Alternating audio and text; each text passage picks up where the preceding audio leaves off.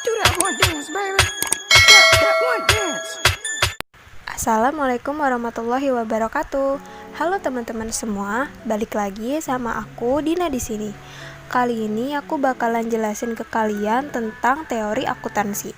Yang bakalan aku bahas kali ini adalah tentang stewardship teori dan positive accounting teori.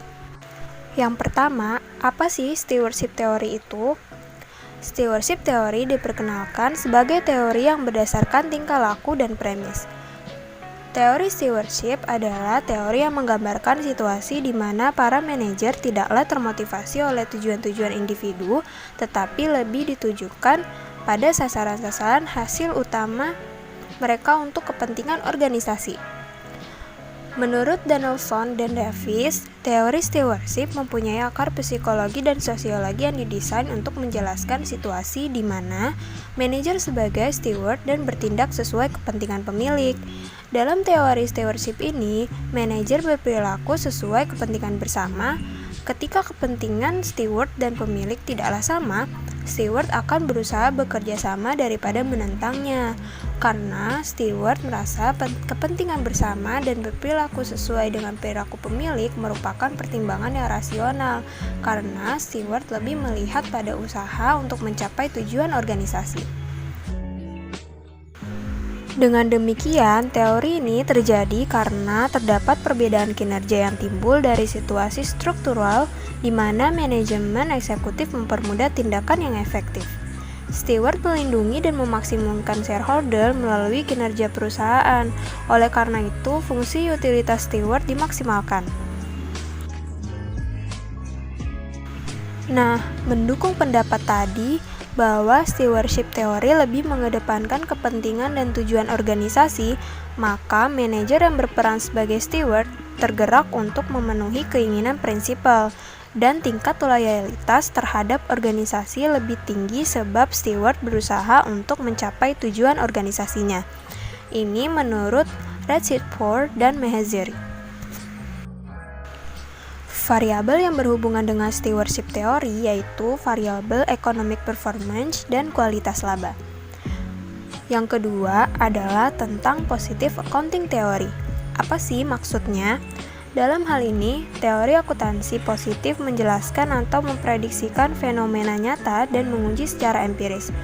Penjelasan ini dimaksud memprediksikan yang dilakukan kesesuaiannya dengan observasi dunia nyata atau real life-nya. Teori ini merupakan teori yang menjelaskan tentang kebijakan akuntansi dan praktiknya dalam perusahaan serta memprediksikan kebijakan apa yang akan dipilih manajer dalam kondisi-kondisi tertentu di masa yang akan datang. Teori akuntansi positif dikemukakan oleh Watts dan Zimmerman pada tahun 1986 dengan tujuan menguraikan dan menjelaskan bagaimana proses akuntansi dari awal hingga masa sekarang dan bagaimana informasi akuntansi disajikan agar dapat dikomunikasikan kepada pihak lain di dalam perusahaan.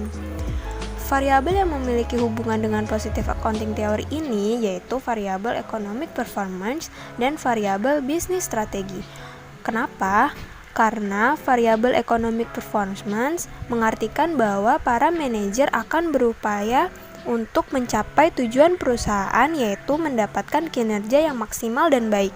Untuk mencapai tujuan tersebut, seorang manajer akan bekerja sama dengan para stafnya dalam melakukan kebijakan-kebijakan perusahaan yang dimana harus sesuai dengan kebutuhan perusahaan itu sendiri. Manajer akan berupaya memilih metode akuntansi yang lebih efektif dan efisien. Selain itu, variabel bisnis strategi juga menjelaskan hubungan dengan teori ini karena para eksekutif akan memilih kebijakan yang terdapat pada teori akuntansi positif dengan pemilihan metode akuntansi yang tepat akan berdampak pada laba dan dividen perusahaan. Nah, sekian video tentang teori akuntansi kali ini. Kalau kalian suka dengan videonya, silakan klik like dan subscribe channelnya. See you on the next video. Bye.